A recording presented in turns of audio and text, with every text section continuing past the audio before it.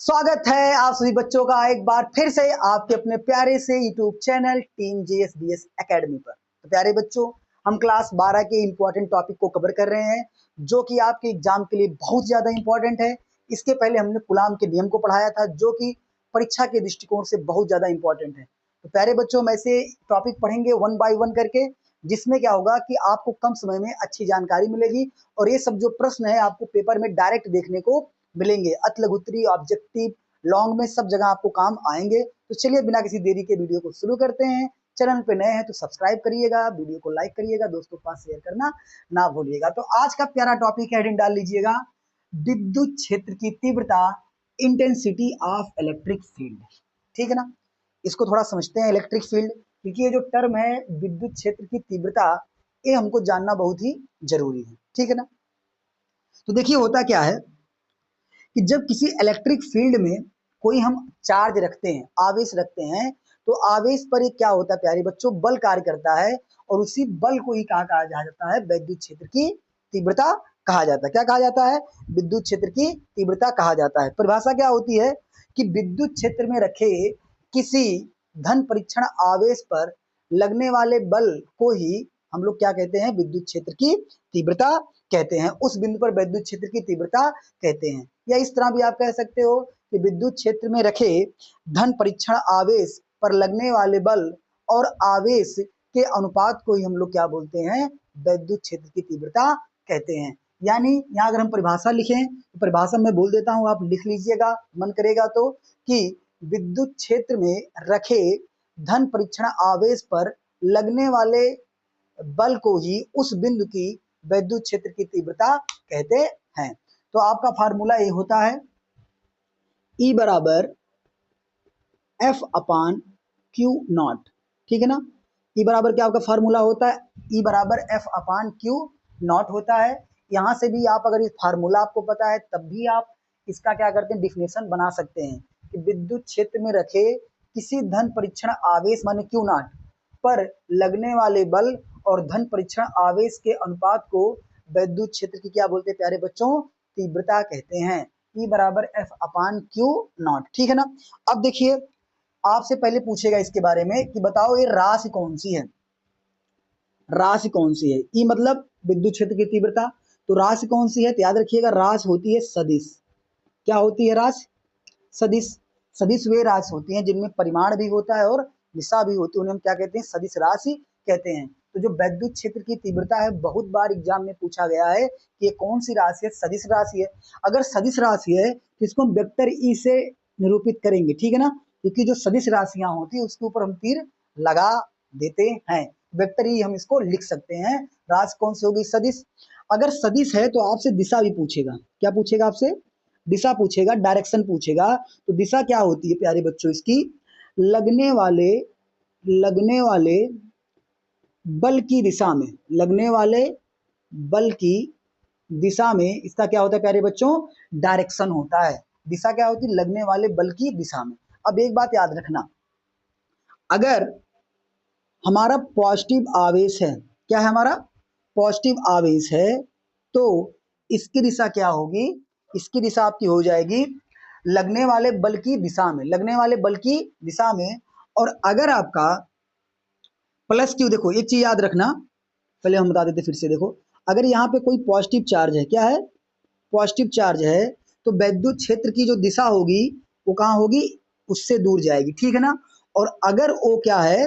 Negative है, negative, मान लो यहाँ पे हमारा क्यू था, प्लस क्यू था, तो अगर इस बिंदु पे हमको क्या करना है? विद्युत क्षेत्र की तीव्रता ज्ञात करनी है, तो दिशा क्या होगी? इससे दूर चली जाएगी। ठीक है ना, अगर यहाँ पे निगेटिव चार्ज हमारा होगा और इस बिंदु पे हमको विद्युत क्षेत्र की तीव्रता ज्ञात करनी है, तो निगेटिव क्या करेगा? इसको अपनी तरफ खींचेगा। क्या करेगा? इसको अपनी तरफ खींचेगा। तो इस तरह इसका डायरेक्शन होता है। रीजन क्या इसका होता है? आपको पता है कि जो प्लस क्यू आवेश होता है उस पर जो विद्युत बल रेखाएं होती हैं वो क्या करती हैं? उससे दूर जाती हैं। क्या करती हैं? उससे दूर जाती हैं। तो ये आपका हो गया प्लस क्यू।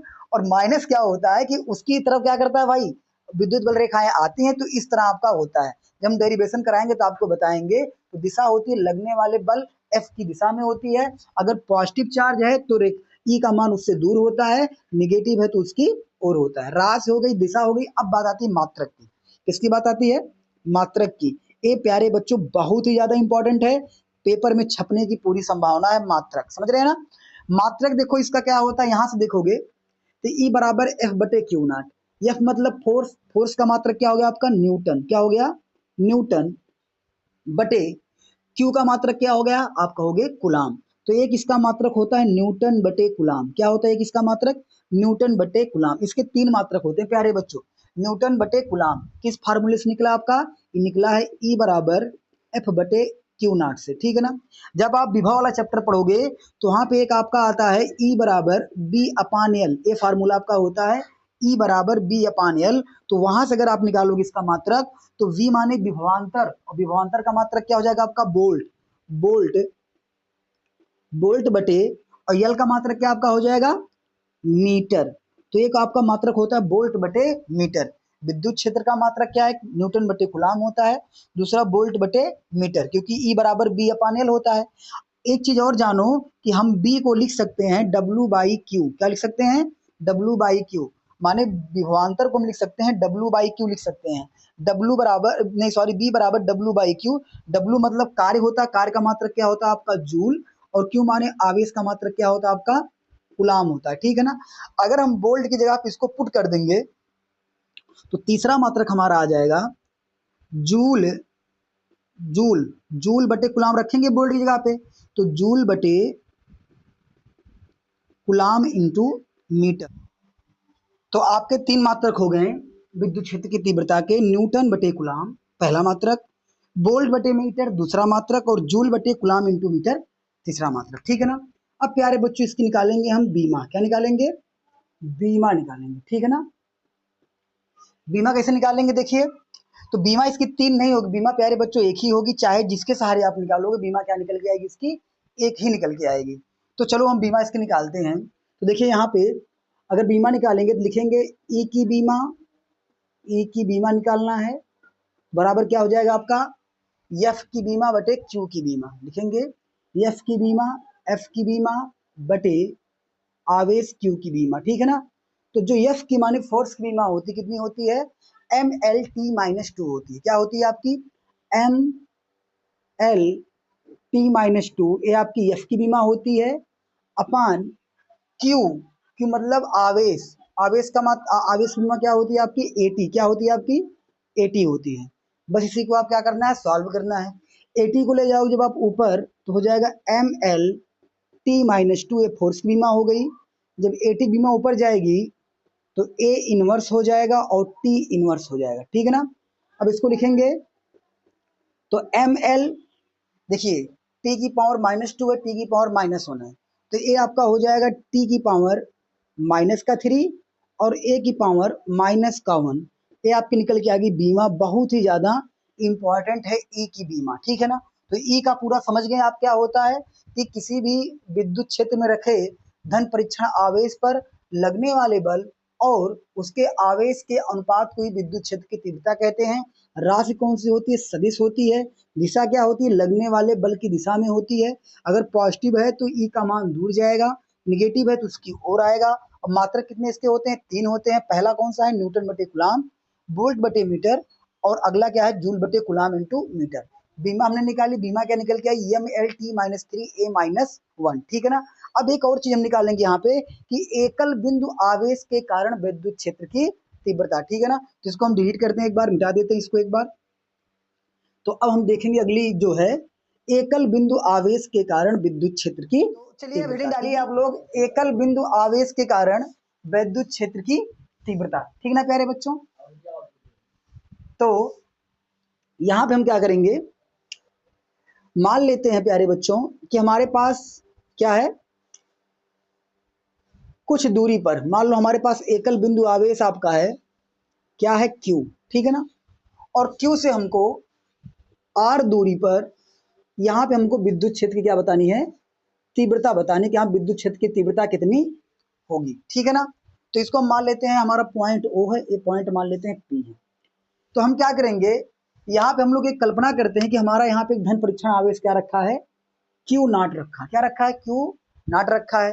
तो हम यहाँ लगाएंगे कुलाम का नियम, क्या लगाएंगे प्यारे बच्चों कुलाम का नियम लगा देंगे। देखिए तो कुलाम के नियम से कूलाम का अगर नियम लगा देंगे, कूलाम के नियम से, तो क्या हो जाएगा आपका जो लगने वाला फोर्स हो जाएगा 1/4 पाई एप्सिलॉन 0 के क्यू और क्यू नॉट दोनों आवेशों का गुणनफल बटे दूरी का स्क्वायर माने आर स्क्वायर। ठीक है ना। अब प्यारे बच्चों जो इस क्यू नॉट को है, जो देख पा रहे हैं आप लोग इस क्यू नॉट को, इस क्यू नॉट को क्या करेंगे हम, ये अंश में है, इधर लेके आएंगे तो क्या हो जाएगा, इसके हर में चला जाएगा। ठीक है ना।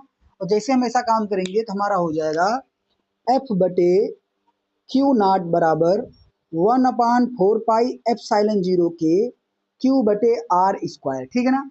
और अभी आपने पढ़ा है चूंकि ई बराबर क्या होता है आपका, एफ बटे क्यू नॉट होता है। क्या होता है, ई बराबर एफ बटे क्यू नॉट होता है। तो इसलिए आपका हो जाएगा ई बराबर 1/4 पाई एप्सिलॉन 0 के क्यू बटे आर स्क्वायर। ई बराबर क्या आ गया आपका 1/4 पाई एप्सिलॉन 0 के क्यू बटे आर स्क्वायर। मात्रक लिखिएगा न्यूटन बटे कूलाम। ठीक है ना।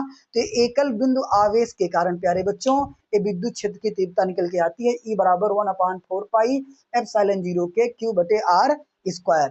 यहाँ पे चीज और समझिएगा कि ई प्रोपोर्शनल क्या हो जाएगा 1/r स्क्वायर। ठीक है ना। जब पहला रिलेशन क्या आएगा आप यहाँ से देखते हैं कि ई प्रोपोर्शनल 1/k हो जाता है। ठीक है ना। यानी अगर बीच में परावैद्युत पदार्थ रख दिया जाए तो ई का मान क्या हो जाता है, कम हो जाता है। दूसरा क्या होता है, ई प्रोपोर्शनल 1/r स्क्वायर होता है। ठीक है ना। यानी अगर आप दूरी को कम करोगे तो विद्युत क्षेत्र की तीव्रता का मान बढ़ेगा क्योंकि विद्युत क्रमानुपाती है। और अगर आप क्या करोगे, दूरी को क्या प्यारे बच्चों क्या करोगे, बढ़ा दोगे तो ई का मान क्या हो जाएगा, कम हो जाएगा। तीसरा ये जानिएगा कि ई प्रोपोर्शनल क्या हो गया, क्यू। इसका मतलब ये हो गया कि अगर आप आवेश की मात्रा को इंक्रीज करोगे, आवेश की मात्रा को बढ़ाओगे तो विद्युत क्षेत्र की तीव्रता की मात्रा भी क्या होगी प्यारे बच्चों, बढ़ जाएगी। तो आज जो हमने जाना है उसमें सबसे इंपॉर्टेंट आपको सब यही रखना है। एक मैंने आपको बताया था ई बराबर क्या है, आपको F/Q0। ये फार्मूला आप याद रखिएगा, आने वाली कक्षाओं में इसकी जरूरत पड़ेगी। और सबसे ज्यादा जो इंपॉर्टेंट फार्मूला ये है आपका ई बराबर 1/4 पाई एप्सिलॉन 0 के क्यू बटे आर स्क्वायर। ठीक है ना प्यारे बच्चों। तो इस फार्मूले को क्या करिए आप लोग याद रखिएगा। ठीक है। तो चलिए आज की क्लास में बस इतना ही, मिलते हैं अगली वीडियो में। तब तक के लिए अपना ख्याल रखिएगा। जय हिंद, जय भारत।